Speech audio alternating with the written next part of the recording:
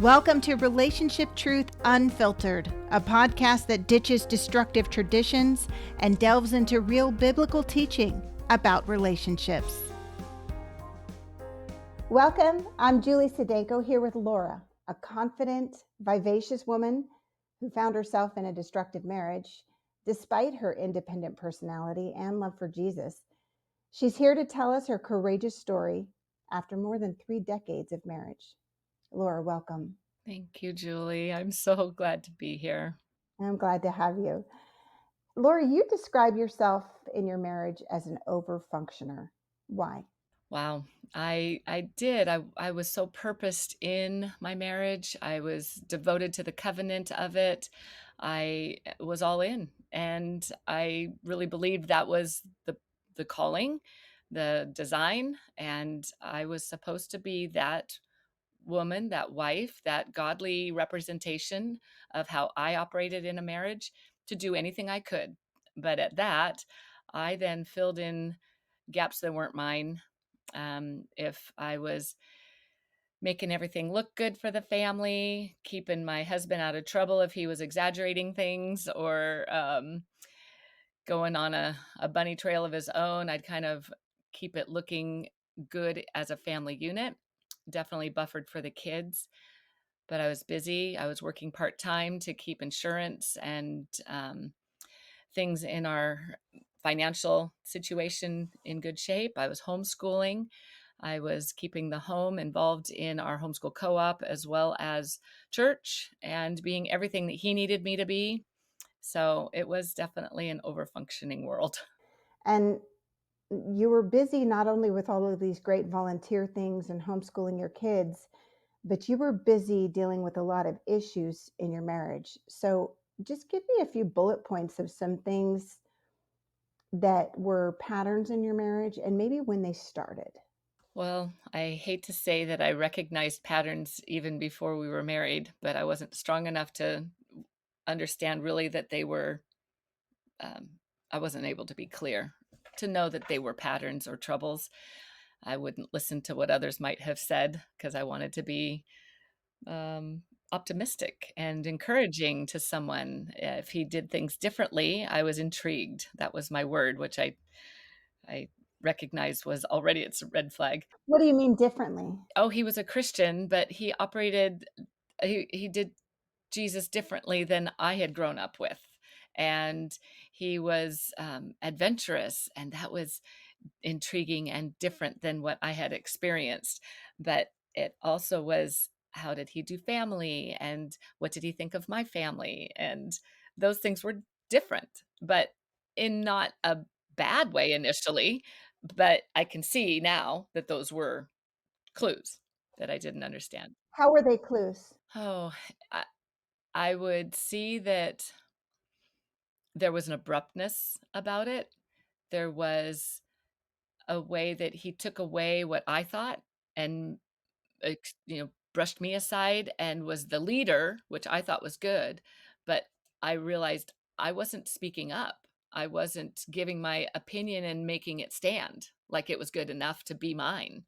And that I let him, um, like I say, in the idea that he's the leader and I need someone strong because that's how a good union works. I allowed that to take away what was special about me, what was passionate to me. It's hard, don't you think, in some ways, at least I've run into this, to be a strong personality when you're a woman in a Christian world. Yes. It seems like there's kind of this unspoken stereotype that, yeah, a good marriage is a strong type A man and a mousy, submissive woman. Or even if I was strong, I needed to still be aligned with him. So even if I was all about homeschooling, it was only going to work if he also was all about it. I could be passionate about serving if it was the type of ministry that he agreed with. So it was the fact that things went well when I aligned with what he thought. But if I had a different idea, that did not go well. And when I chose to stand up against him, then that's where I saw the destruction. That's where the clues were, um, that if I really spoke up and was firm about something, and it was contrary to what he was interested in pursuing, or the way he thought it would, in image control, how it would make him look, or even represent our family, then that was going to be discord, and reason, a place to argue. And you always have to defer to him because that's biblical. When you get married, you give up your right to In that prior theology that I was under, yes, I have worked very hard to offset that and understand differently that that is not what God wants. exactly. But that is a common theological stance that churches perpetuate, and it is harmful to the individual standing before God, as they put that union of just get along, just work it out in your marriage, because that's representing Christ, without honoring who I am in Christ, and that I have something to offer independently from my spouse. You said that you saw these issues before you even got married. Did you have people pointing out red flags to you? I did. It was soft, though. It wasn't as bold as we would be today. I mean, we're not as free. We weren't as free to talk about those things in those years. You figure it's 40 years ago.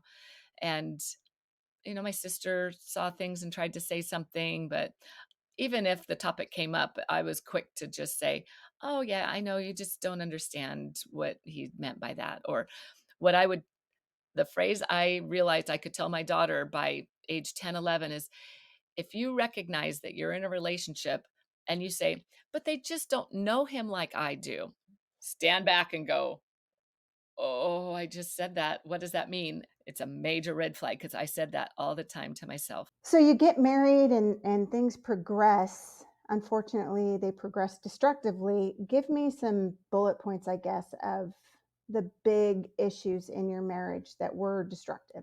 Well, I learned all these terms as I was leaving the marriage. So I didn't know what was happening during. I knew that I was confused. I was kept off balance.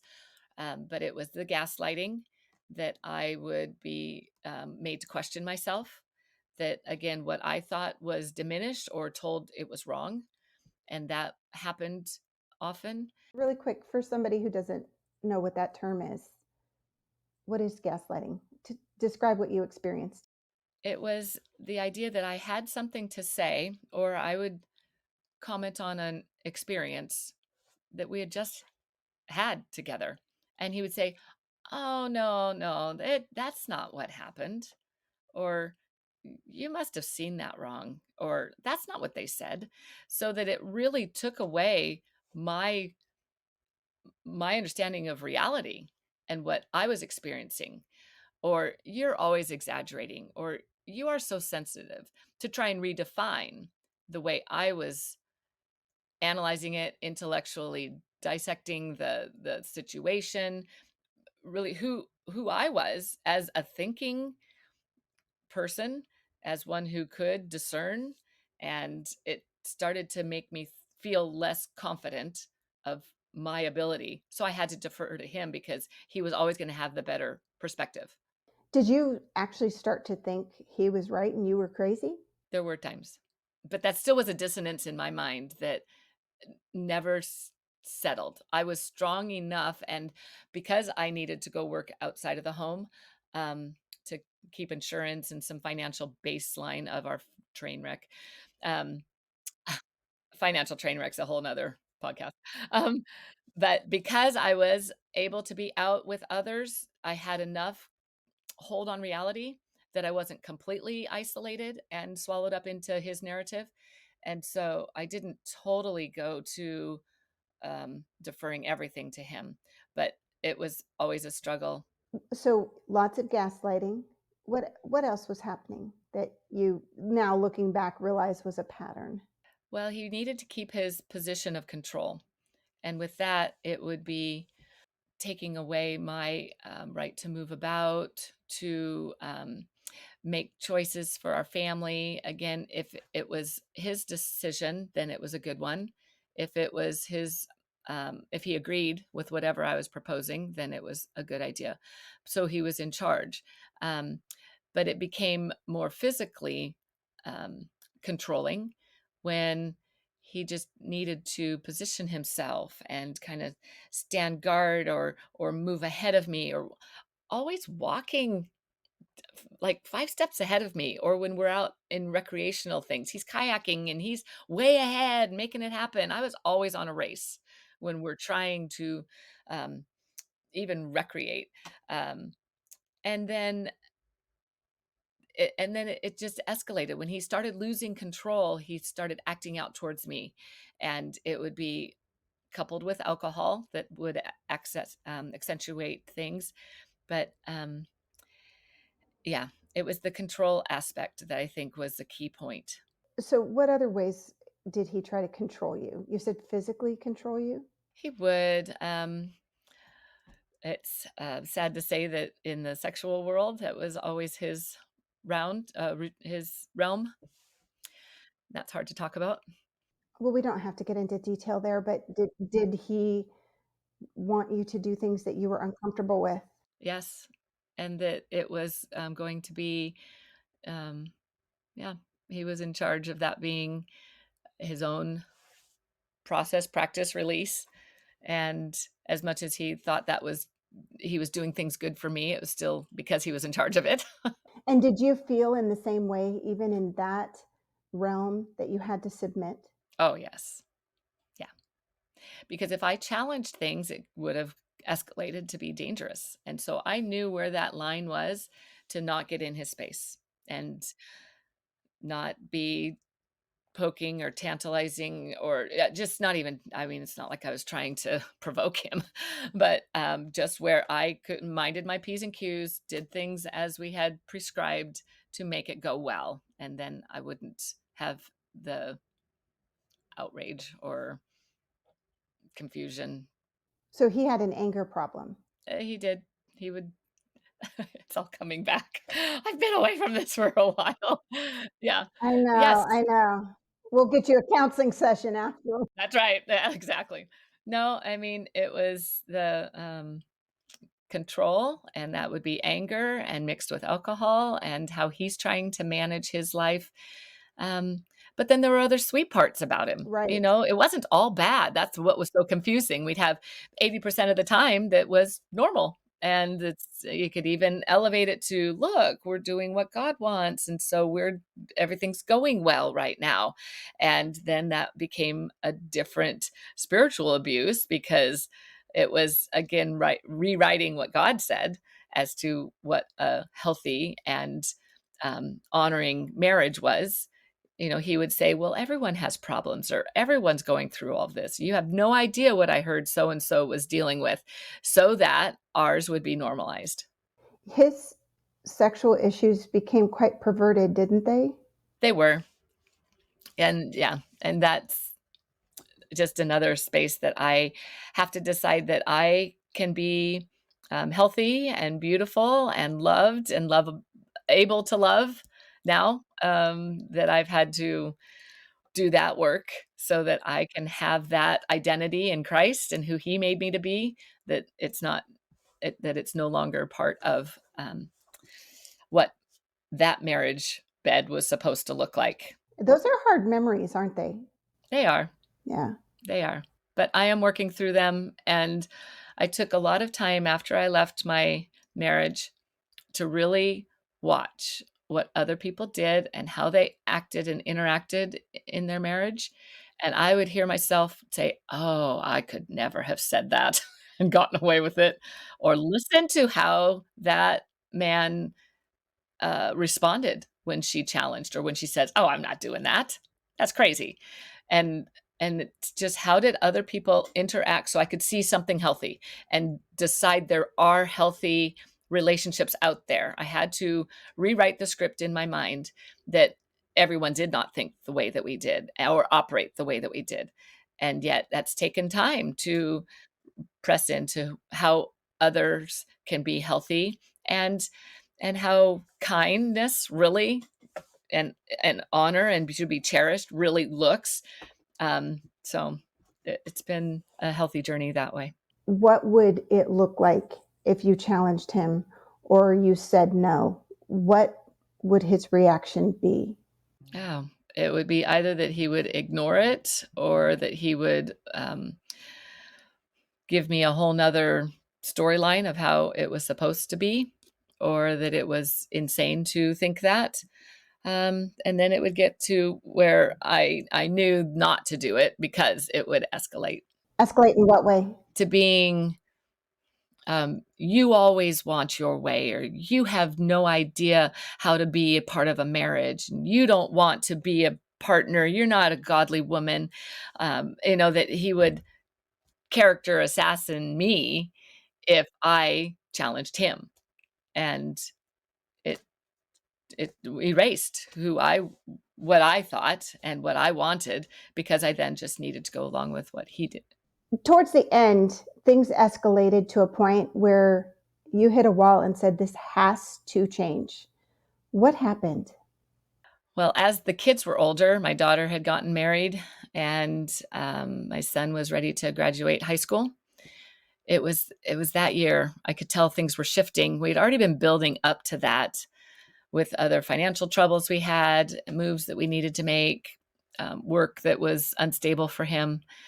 But by this point, um, he was shifting, and we had 3 occasions in 4 months that he was physically that he physically hit me. And the first was amidst an intimate time where then I try and say no, and he stands up with a swap, and I went, oh, he actually just hit me. I couldn't believe it actually had happened now, after what I'd been with him 25 years by then. You were always afraid of it, though, in some way, weren't you? I knew it was possible, and there it was. It was like, "Oh, wow. Okay. No, I'm gonna contact the church. This is not gonna happen. There's going to be accountability." And I was in that pastor's office 12 hours later, What? and it was nothing. That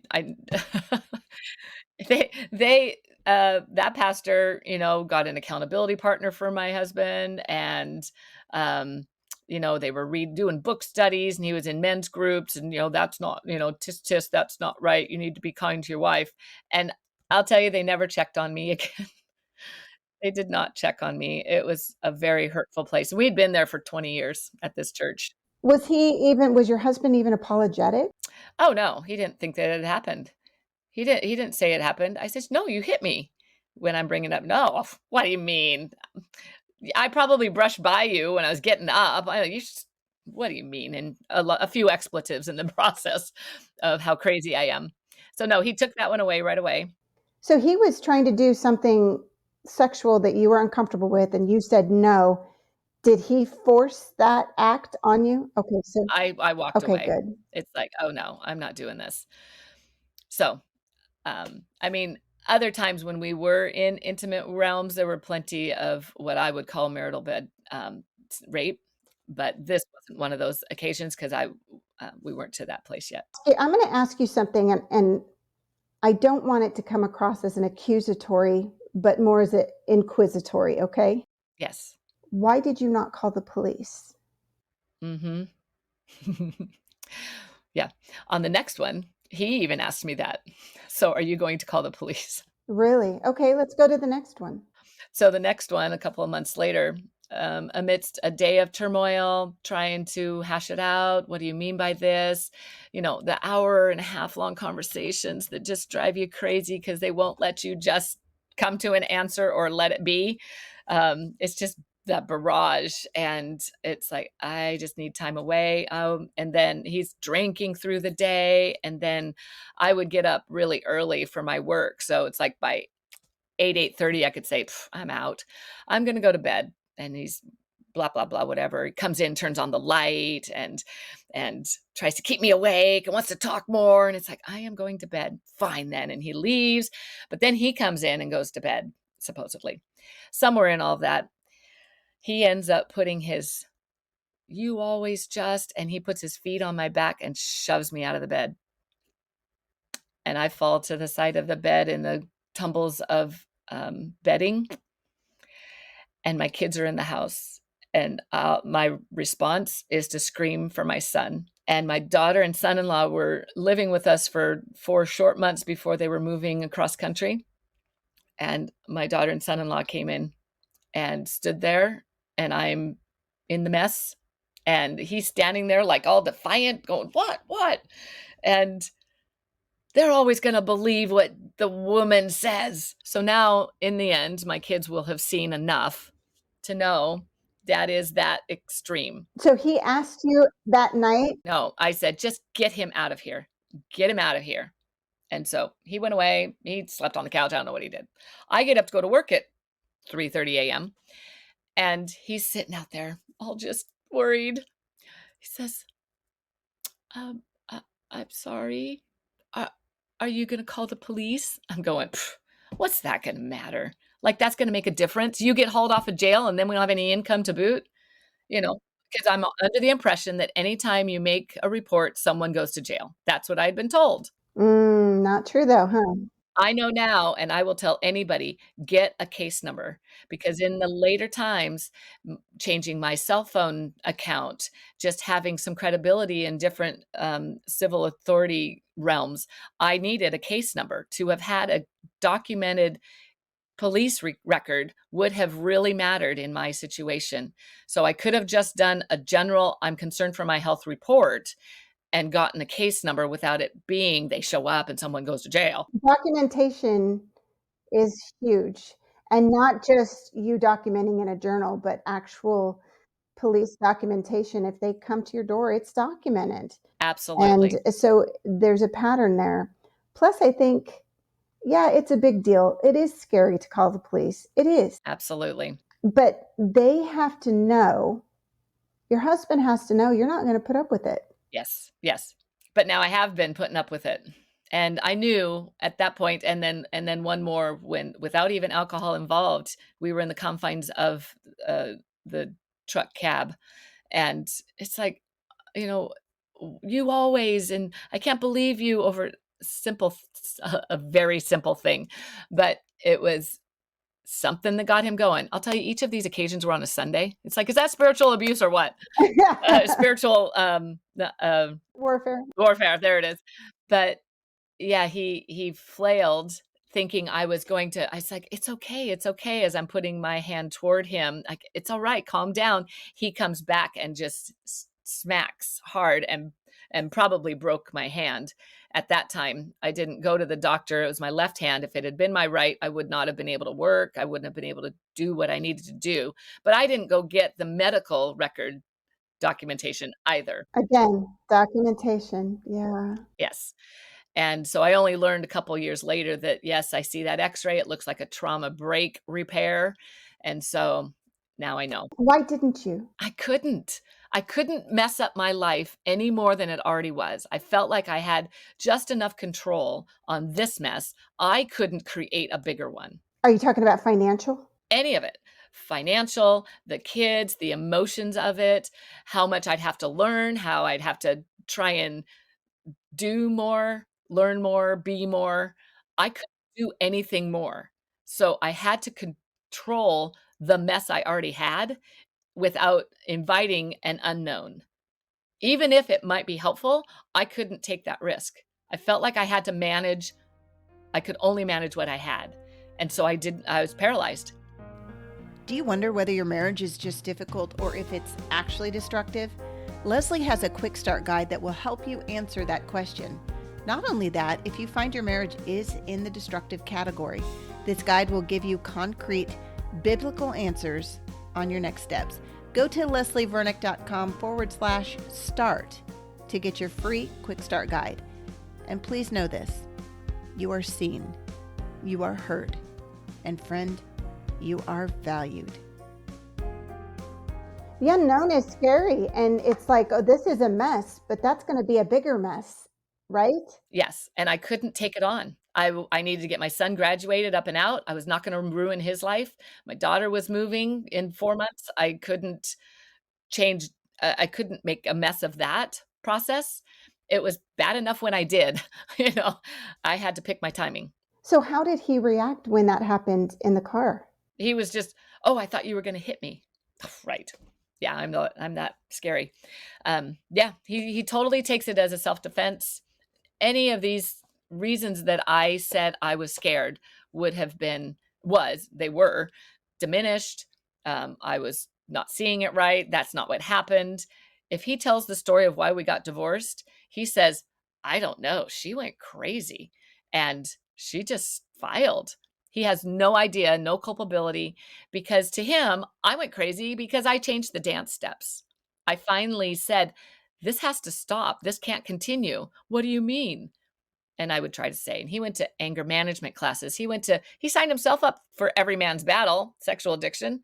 He went to Batterers Group as the golden child who showed up not court ordered, you know? And then he says, I did it all, everything she wanted, and she still filed. But he didn't change. He did not change. None of that changed towards me actions. He was closing my PO box. He was changing our finances. It's like, I got to shore this up. Wow. We're already broke. I can't go further into the mess. But I didn't want alimony. It's like, I am done. I cannot be beholden to you. And God has covered everything I've needed. At what point did you find Leslie in all of this mess? Yes. Yes.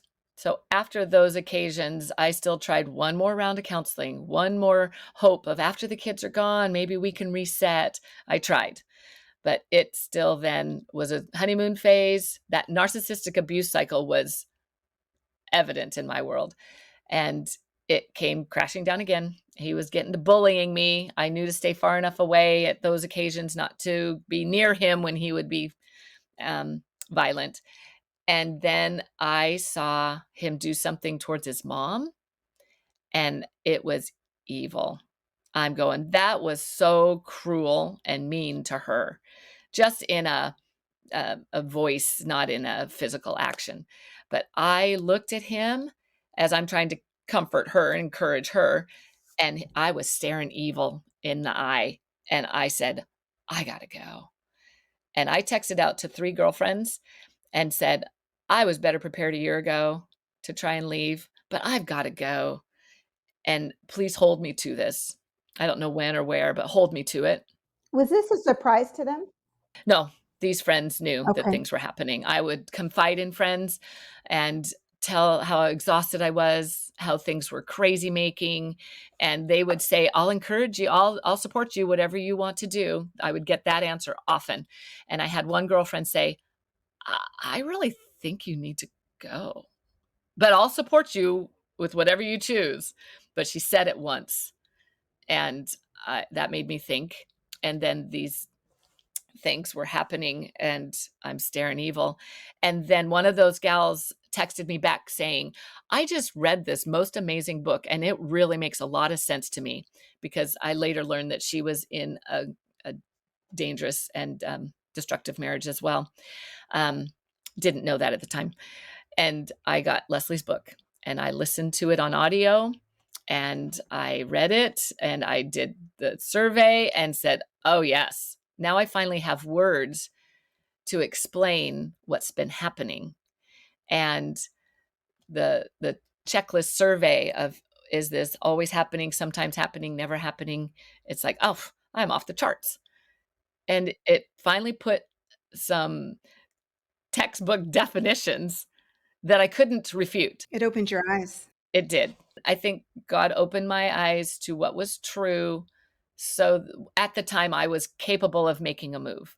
If I'd have learned earlier, I would have been in such turmoil that I was paralyzed and knowing. So I think I kind of kept the veil on me until I was ready to make a change. And that was God's timing. So you ended up joining Conquer, is that right? I did. Oh, that was such a godsend. And in those years, it's been a little bit while ago. So I learned of Leslie in 2016, and she had the opening for Conquer in 2017, and I was on board. I needed to hear more, to learn more, to really understand more of who God says I was, to dissect the Bible in the way that it would speak life into who I am, and that I would get a new vision for hope.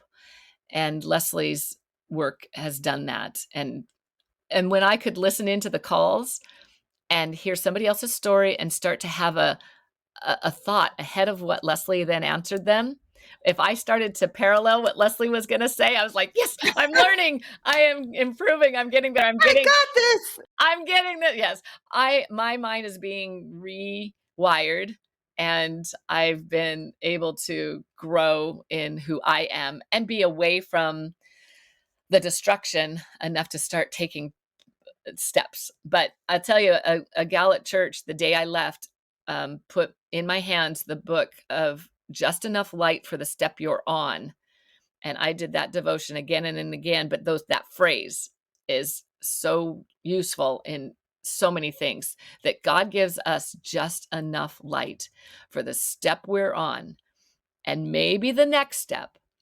But a good friend of mine just mentioned, we're going on a destination, and we've got, we're helping someone navigate, and we're the passenger saying, the co-pilot saying, oh, turn left here. Oh, go 5 miles, and then you're going to turn right. And you're giving the directions along the way. Even though you both might know the destination, you're trusting that person to give you the directions. And this person said, it's when God said, that's me giving you those directions. We both know the destination. It's going to be glorious. Heaven's beautiful, but I'm going to give you one step, one direction at a time. And will you trust me? And that was so soothing. Yes. To see that that's what God does. That is so good. Well, and you learned some steps in Conquer and through Leslie. I sure did. What were some of the big aha moments that you learned that you've been able to really apply to your life? Oh, Leslie has some really key things that she says that I really was just heartened in the way that she spoke of what God wanted for me as the daughter of the king, and my role as a human, even before being a wife and a sister and a mom, anything more. And that I couldn't make marriage an idol. That was really important to learn and understand from what Leslie was teaching. But when she gave just the understanding of how the Bible speaks of the key phrase everyone uses, God hates divorce, and that means so much, it is so differently applied in the Bible to the way people try to dump it on us. I was really enlightened and given so much confidence to search out his will for me, in the messy and the nebulous destruction that was so confusing and oppression that I was under. So that was key. But I have repeated Leslie's teaching on healthy relationships being embodied in mutuality, reciprocity, and individual freedom. To myself, to others, to my son. He says, I was thinking on something you said, and ended up breaking up with his girlfriend. I'm going, yes, it's just key phrases. It's just so good to live on this side of how individual freedom will be a part of any relationship I'm in. And I can watch for that, and I can test that out, and I can know that that's healthier. And that's been so key. I'm just so thankful that now I have been able to test that out in my interactions with people, to know it's true. We are mutually engaged in this. I have freedom to be myself, and I can speak freely and not be shut down. I can help them, and I'm stronger at times, and I need their help and need to ask for it at different times. And just how that all plays in a good, healthy relationship has been really pivotal in my well being. And not just the marital relationship. In every Oh, yeah, because now not in marriage, but that's what I'll look for. That's what I'm going to step into if I get that opportunity to be in a relationship, Well, let's go ahead which and step into that. You are. which is happening. Yeah. It's happening. So you've been divorced for 7 years. I have. I mean, this has got to be a little bit scary. You were married for 32 years, and um, it 20% of it at least Yes. was a nightmare. So, what is that like now that you've chosen to potentially to be in a relationship? Well, I always left it to be very organic. I was not one to run to dating sites. I was the wing woman for friends who were going on dates off of dating sites so they'd be safe. I'm not going to do that. Um, but stepping into this has been really hard. I mean, I stiff armed relationships for a long time. I'm getting my education, I'm doing things that are important to me. And yet, as I left it organic, it all of a sudden was in front of me to think, wow, this person's differently interested in me and I've noticed him. But am I ready to go beyond being an amazing, single minded, me and God against the world, good individual, looking confident, feeling good, to consider, do I partner with someone? Am I now ready to lock arms and be better together with someone? And can I trust that I'll be a good partner and that they'll be a good partner?